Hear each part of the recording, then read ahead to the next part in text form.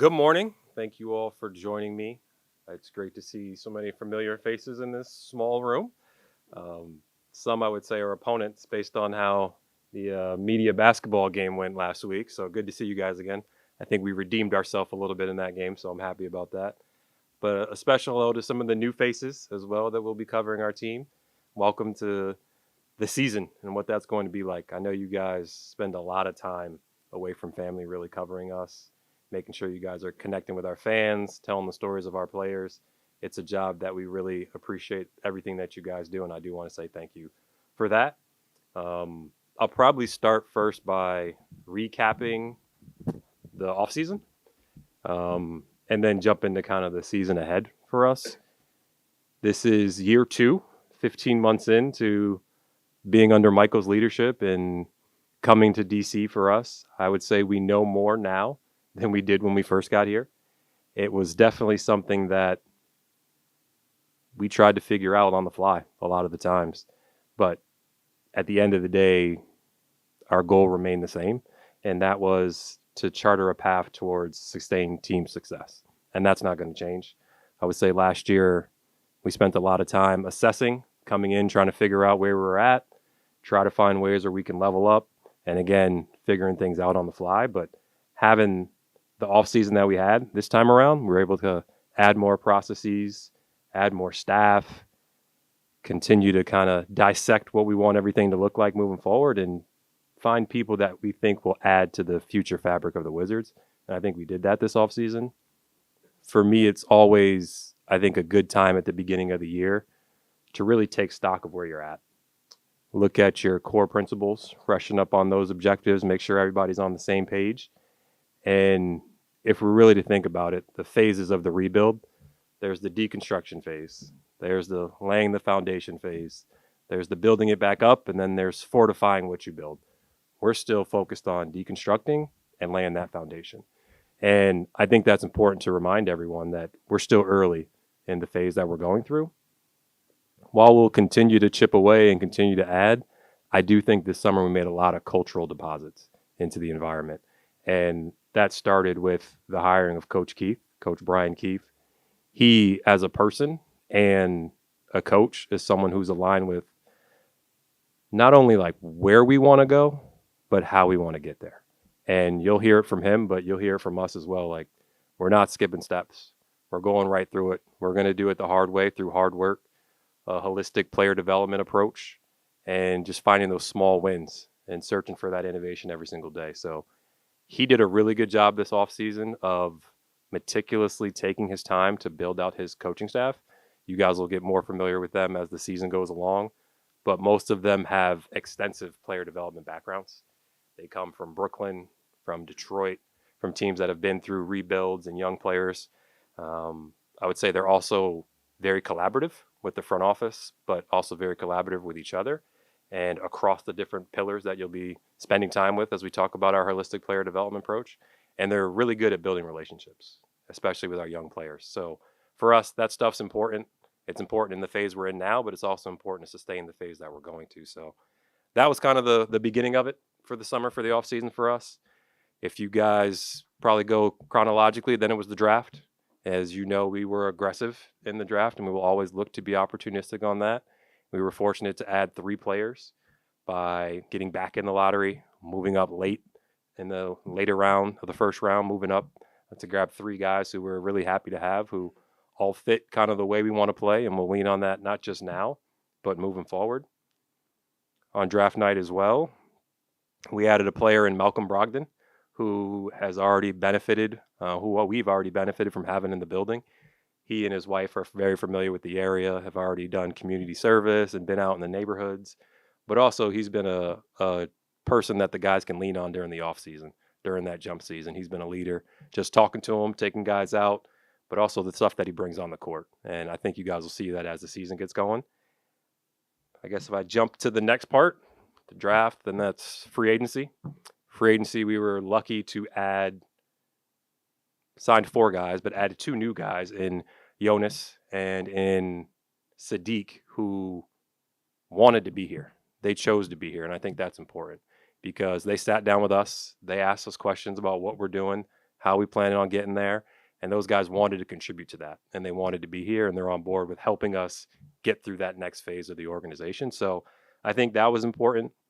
But most of the gains that we made this year, or this summer, this jump season, this off season, were made by the work that these guys really put in. We told you when I sat down here in April, there's 170 days, I think it was, until training camp started. We're now down to a few more as it tips off on Tuesday. But our team really attacked it. I would say our younger players, we had over a handful of players back here in May. Before the second round of the playoffs had even started for every team, we had a handful of guys already back in here. And they were getting after it, working, and they've been here all the way up until now. So that's big. That's huge for us, just establishing that culture of work that we talked about. Bilal was here in May, and fortunately for him, got a chance to leave in June, go play in the Olympics in Paris in his hometown and win a silver medal. We were extremely happy for him. Make sure that we spent some time with him over there. Coach Keefe went over there. Our performance people went over there. My wife and I went over there. We probably spent more time with his family than we really did with him, eating pretty well while we were over there. But it was a really good experience for him. I'm sure when you guys get a chance to talk to him, he can talk about all the positives he took away from that. But as soon as it was over, he packed his stuff up and came right back. He was right back in August. So, again, it was a huge summer by our young players. But if we go back to June, Kyle hosted the team down in Miami. Had a bunch of guys come down there, work out with him. In July, you guys are probably aware, we had a very good showing of support in Las Vegas. A lot of our teammates showed up, met the guys, and spent time with them. And then in August, Jordan hosted everyone out in California. So each month, these guys were very intentional in bonding and coming together and growing as a group. And we think we're going to reap the benefits of that. And if I'm being honest, we've had the majority of the group here. What would you say, Jim? Like post Labor Day, the gym's been packed, been full. So again, they've been attacking September, trying to make sure that we're there when October 1st hits. So I asked a lot of the guys to get into the gym and get after it and really bond. And we hope that cohesiveness and that time together will show, because I think everybody to a man sat up here, Brian Keefe, myself, and talked about the positive player development and guys hitting their individual goals during the season. The players talked about that, which is great, but we didn't achieve as many team goals as we wanted. So for us, we thought that started with getting to know each other, spending real time with each other. So you trust each other a little bit more on the basketball court, and we can see a little bit more of that team goal success for this season. So that's kind of the jump season. I thought those 170 days were pretty productive. We had to make a lot of decisions, but I'm very happy for where we landed on most of that stuff.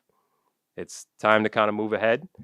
If I could wrap up last season, it would be, we really were trying to level up, try to get everything off the ground, try to figure out what works here. And we're still working on that. We will never stop trying to improve upon things like that. But we did a pretty good job. And now, while we're also trying to level up, we got to make sure we're showing up. And I think that's really important. And what I mean by showing up is being there every single day, being a pro every single day, wearing the Wizards jersey, wearing the logo with some pride. And it's not just showing up to practice, but getting your rest the night before so that you're ready for practice. It's not just being at shoot around. It's coming with an intentionality to pay attention so that you know the game plan so you can execute at night. But it's not just the basketball stuff. It's showing up in the community. It's showing up when you have your media obligations, being present in the moment, showing up for fan engagement. Like, that stuff matters here and always will. The approach when we get off the bus, the approach when we walk into different arenas. Like, we want people to feel the Wizards, and showing up is how that happens. So for us, you'll probably hear it a few times. We've leveled up. Now we're going to show up, but we have a really good opportunity with a few different international players, and also taking a trip to Canada, taking a trip to Mexico, to not just show up domestically, but internationally. And that's important to us. And I think we'll try to maximize those trips and make sure we're bonding, but also growing and learning the different cultures in those cities that we're in. So I know I'm personally looking forward to that. Our players probably will as well. So that's kind of where we're at and where we're going. I'm going to answer this question now because I know you guys always ask it. I'm learning. In terms of expectations for the year, I'm going to hit that one now. You guys can tell our fans that I'm excited. I'm excited, one, to see all that Brian Keefe has done. Last year, he was kind of put in a situation where Here's the team in the middle of it, kind of make things work for the rest of the season, get through it. He's had a whole off season to think through stylistically how he wants to play. He has a better feel for our core group of players, and he's hired a staff that's going to challenge him to think and are already challenging him to think. So I'm excited stylistically. I would say our fans can anticipate us using that versatility that we've added. We want to play multiple positions. I think you've seen we've added bigger, longer guys. We are going to be a better defensive team. We are going to have more of a defensive disposition. Are we going to make massive strides? Probably not right away, but the intent, the effort, that will be better. The size that we put on the floor will hopefully impact our defensive disposition. We will continue to play with pace. We're going to get up and down. I think we were first last year. We want to get up and down and use the speed and the youth that we have. And in terms of offensively, I would say you can expect to see more ball movement. You can definitely expect to see more player movement and more cutting. Just offensively, we want this thing going. You won't see the primary ball handler as much as you probably saw last year. We drafted and added multiple decision makers, and I think that's important to get the ball up and go and play fast, make teams react to you. That's kind of the goal that we want. But at the end of the day, we're still cycling through, I think, what I called the cycle of discovery, innovation, trying different lineups. You'll see us try and experiment with different pairings. You'll see 2 bigs on the floor, 3 bigs on the floor, 5 wings, no point guards. It's going to be stuff where we're trying day to day. You might see a different lineup one day, a different lineup after halftime. But Brian has full autonomy to just kind of do what works. We're not blindly just throwing stuff at the wall. I don't want people to think that's what it is. But we're strategically trying to figure out something that can work now, but also sustain to the future. Winning, I know everyone talks about wins and losses and things. If you're not winning the right way and playing the right way where it's sustainable, it's not going to last. So we want to play the right way and win the right way. And that starts by trying different things out. So for us, you can expect that is what I would tell the fans. We're going to be a young team. We're going to be a young team for a good amount of time moving forward. We're still going to be a top 10 youngest team again this year. If you actually look at our rotation, probably be even younger than that of the guys who are going to play the majority of the minutes. I think the stat is, Matt gave it to me the other day, we're second in terms of players under 25 years old. So I think that'll continue to grow and get younger. And as you know, that stuff takes time. Development isn't linear. Our guys are going to continue to get better. So I guess lastly, I would close by telling the fans, celebrate those growing pains, because through that growing pains, you're going to see the growth and the opportunity that's ahead. I would tell our fans to really focus on the trajectories of our players. You will see growth moments. You will see glimpses of what's going to come in the future, not just from our players, but from our team. Eventually, that will become more consistent. I promise. It will become more consistent. But when you see those glimpses, take stock in that, own that, and know that more of that is going to come. We will give our players the runway to take off. When that happens, a lot of that is on them. We feel confident in our coaching staff, our player development programs, our medical group that we're going to help them maximize themselves, but they got to put the time in. And just being around this group this summer, I think they will. But we're not going to rush the ascent. We're going to let our guys take as much time on the runway as they need and take off, knowing that the flight pattern will be a little bit more like this than straight up. But again, we're going to give guys the runway to do that. And you'll get tired of me saying this, but we're going to do that by not skipping steps. That's not going to change. We're not going to get rushed. We'll continue to track small incremental wins. We'll celebrate those small wins. Our fans should celebrate them with us. And we'll check in player development every 10 games. Where are we at? Where are our measurables? Are we hitting them? Why are we not hitting them?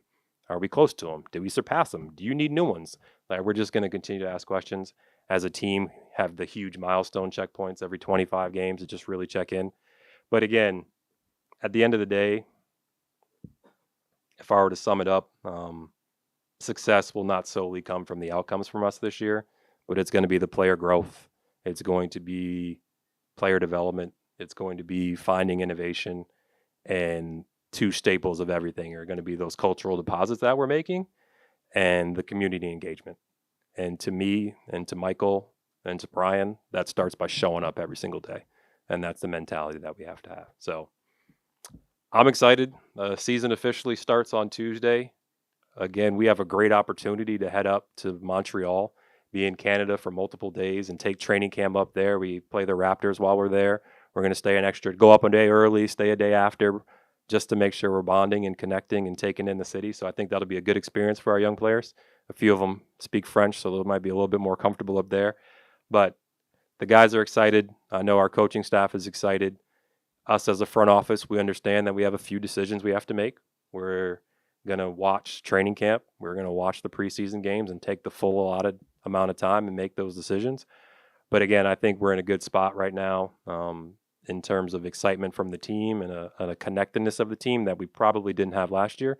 So for us, it's now time to show up and let the ball do what it may on Tuesday. And with that, I'll steal Ketsia's job and open it up for questions.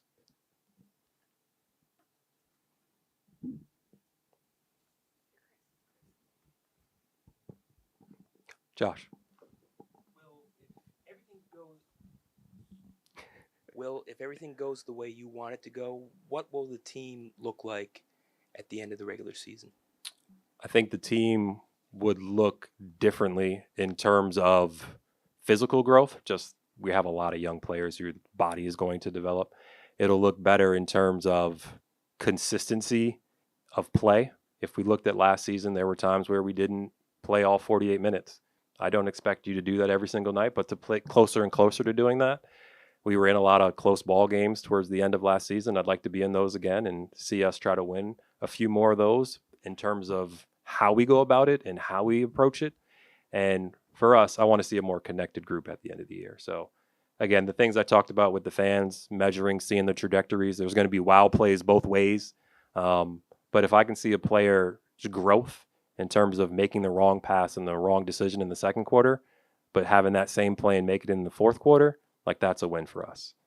Seeing a team throw a matchup at us that we're not prepared for in December, but we're prepared for when we play them again in February, that's the growth that I'll be looking for. And we'll look for that individually and team-wise.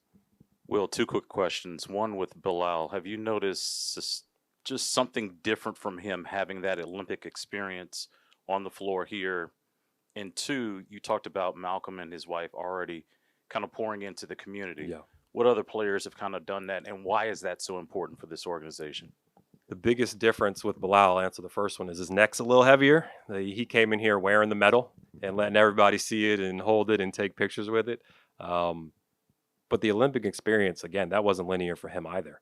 I think he really grew in terms of he didn't play every game. He didn't play as many minutes as he wanted, but he kept fighting, pushed through it, kept working. And at the end of the day, when they needed him on the floor against NBA players in the gold medal, he was defending the top guys and playing into the fourth quarter.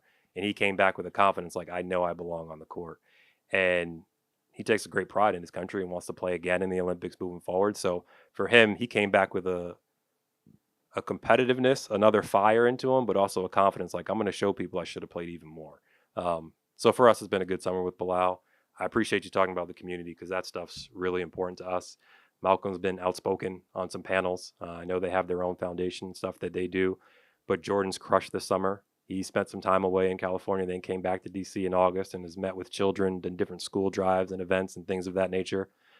Bub of all the rookies has done stuff in Baltimore, stuff in schools in DC. So a lot of our guys are crushing it, but it's something that's important to the whole organization.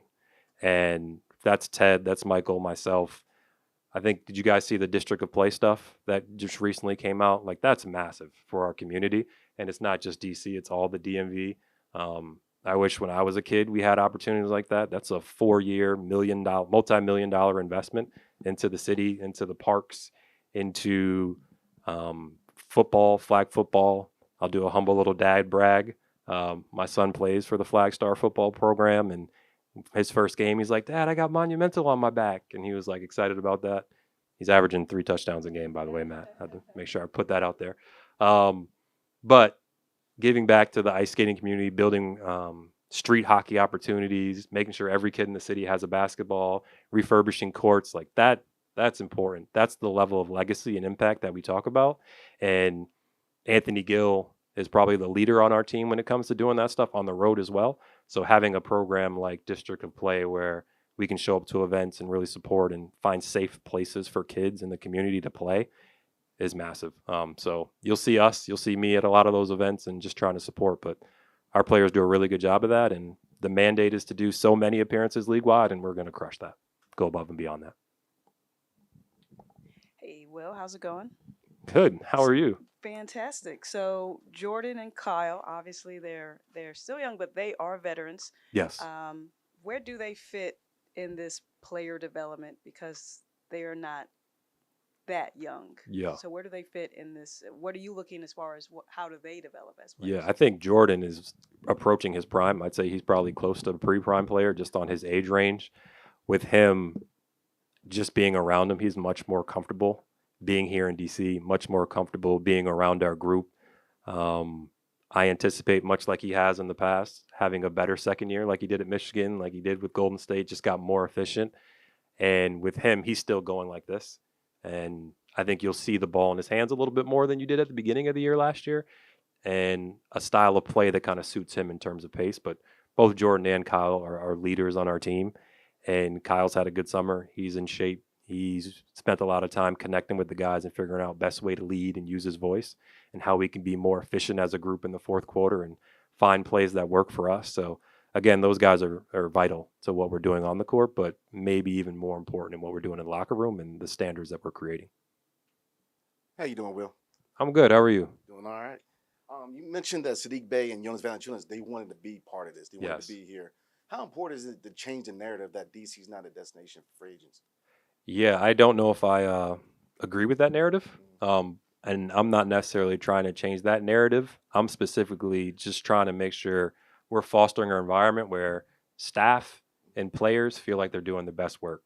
They feel like they're wanted. They feel like they have the resources and support, and they don't have to go outside to find that. So ideally, if 5, 10, 15 years, whenever that phase of player retires and you ask, where were you most supported? Where do you feel like you were able to be your best?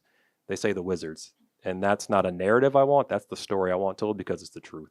But Sadiq's a DC guy. Like having the opportunity to come here, obviously he's injured, he's going to rehab, but he's attacking his rehab program and still showing people what it's like to work. He's like, no, I know what DC basketball is like. I want to get this off the ground and build this in a place where people do respect us and want to be here and know what we're about. And Jonas is like, this is an opportunity. Obviously, the city for my family is great. He's got young ones. But he's like, I see the young talent here. I want to help cultivate them and help them get there and be part of those bricks that help you build upon. So those are great lunches and good to hear. And again, we'll build the team through free agency, through trade, through the draft as we continue to move forward. But right now, it's probably more through the draft. Hey, Will. Jason. When it comes to Bilal going into year 2 off the Olympics experience, what do you hope to see from him, the steps that he could take both on offense and defense? Yeah. With B, he is still so young. I think when you look at his trajectory, he's in year 2 of NBA basketball, and he missed the last 15, 16 games where he probably would have had the ball in his hands a little bit more. His best basketball is 5, 6, 7 years down the line, so I don't want to rush that. But in year 2, you do want to see him feel a little bit more comfortable. He's going to guard the best player on the wing every single night, like he did towards the end of last season. And just seeing the growth that he'll be able to make in terms of game planning, situationally being in the right spots, being a better help defender, not just locking in on his guy. Like those are the things we're looking for. And then just having a continual motor offensively. I think towards the end of the season, again, we'll build him up in terms of his playmaking because we see him as a big guard who can make plays. And for him, it's just finding that confidence again in year 2 and knowing he belongs on the floor, on both ends of the floor every night. I think that's what I'll be looking for. Hey, Will, how are you? I'm good. How are you doing? Good. I wanted to, you mentioned Bub, he's done some events in the community in Baltimore. Yeah. And as you may have noticed, Baltimore has its own sports culture. So with him being from there, the Ravens are recognizing him Sunday during their football game. Do you think that just his influence will have an opportunity to unlock a different fan base for the Wizards coming out of Baltimore? Well, I have to hit on the first part for sure. You brought up the Ravens, so that's a tough one. Knowing I'm a Bills fan, when Bub and I will be there Sunday night on the field together. We've been waiting for that one for a long time. But Bub's a special person. I think you see the bubbly, no pun intended, personality and joy that he has for basketball. but he has that for his community as well. And his family has been phenomenal. Just getting to know them, granddad, dad, mom, like the deep roots that they have in that area. Baltimore is a tough place where they know how to compete every single night. And he's one of the best competitors in our gym already. But I think his aunt is running a school here in DC, and he's already gone there and kind of spread love to them. So Bud gets it for a younger player who's drafted 18, is finally 19 now. He gets what the impact is in the community. I sat down with him before we drafted and was like, do you understand what it means to play at home? Everybody can't do that. And he said, yeah, I do. And I want that. And I would love to have more fans in Baltimore. I'd love to be able to merge the different communities and spend more time up there. I think Sunday before the game, he's not just going there for the game. He's going to spend some time at a children's hospital and spend some time in the community there. So he gets the big picture at a young age. And again, I see this as a sports community and in communication with the different general managers of all the sports around here and just trying to learn myself on what works here. So for me, I'm excited to go to the game for more reasons than one, but I'll be with Bub while he's giving back to his community and hopefully add more Wizards fans up there in Baltimore. Hey, Will. You talked about how everyone can't play at home. What are the difficulties that make make it so? I was never a good enough player to make it to the NBA and play home in Boston, but I can imagine the fans, the tickets, like even Bub's like, man, opening night, it's like 150 people already asking me for tickets. But it just means more, there's more pressure. There's harder to get away. I've asked Sadiq about this too when I sat down with him. It means more, and at an early age as a rookie, you have enough pressures trying to figure it out and things that can take you away. So you have to be a strong-minded person to really bear that. Learning how to tell people no is a skill, believe it or not, and it's something that we try to work with our young players. So again, you have different people with more access to you. You weigh a little bit more just knowing you want to turn things around here. Having the patience to do that and invest in yourself, that's hard to do as it is, let alone with people having access to you that if you were on the other side of the country, they probably wouldn't have. And then you talked about the assessment that you guys did. What did you guys learn from that assessment, and how did that affect the decisions you guys made across the staff? Can you define what assessment? I don't remember Like that you one. just said that year one was about assessing Ah. processes and everything. Got it. I appreciate you. That was probably Michael and I's main objective. We didn't want to come in and just make wholesale changes. Like, we didn't think that was right. There's a lot of great people in this building, and there still are, but we were able to kind of assess, see what works here. Michael has come from 3 different organizations. I've come from one. We've had time together. Travis Slank has been around high-level winning. Troy Weaver has been around high-level winning in different organizations at different phases of basketball, and just really think like, hey, what do we want to cultivate here in DC? Define what that is and keep the people here that we think can push that forward, and then add specific individuals that we think can push it even further than that. So again, I think that was most of the assessing, but we had to level up first, and I think we did that. And then you'll see people in different spaces, family, performance space. We've added new people just to support the staff, our mental health department and things of that nature, just to really, the holistic player development, we talk about it and we live it. So we're able to add there. And then I think if you look through the lines on the players that we selected and agreed on and added to the team, we added the type of people that we want who can play a style that we think we want. So I think that's more of the assessing that went on. It wasn't necessarily everyday check the box measurable type thing. Hey, Will. we doing? Good. How are you? Good, thank you. In terms of the expectation setting, Mhm. A lot of the small victories you're talking about are things that fans can't necessarily see in terms Yeah. of what you're doing, strength and development, things like Correct. that. So in the case that there's not a huge jump right away in terms of win-loss record, are there any statistical categories that philosophically fit with how you want to play that fans should be looking to say that's the measurable I see where things are going in the right direction? Yeah, I think that's a very good question. I'll keep some of that internal as we try to not let our opponents know exactly what we're focusing in on. I would love for you to ask that one to Coach Keefe as well, so he can talk about that. But pace, for sure, will be something that we look at. I think offensively, potential assists are more important than actual assists because that means you're making the right play. You're being unselfish. Eventually, that person will become a better shooter. Eventually, you won't be passing it over here, but you'll be passing it on the pocket. So measuring that. Defensively, we measure effective field goal percentage. So not did the ball go in, but did you make the player take a more difficult shot against you? So again, it's little things like that to where it's like, did the ball go in? You can't really always have an impact on that. But did you make the right play? And then total rebounds, how fast we get over half court, things like that are more of the internal ones that we talk about.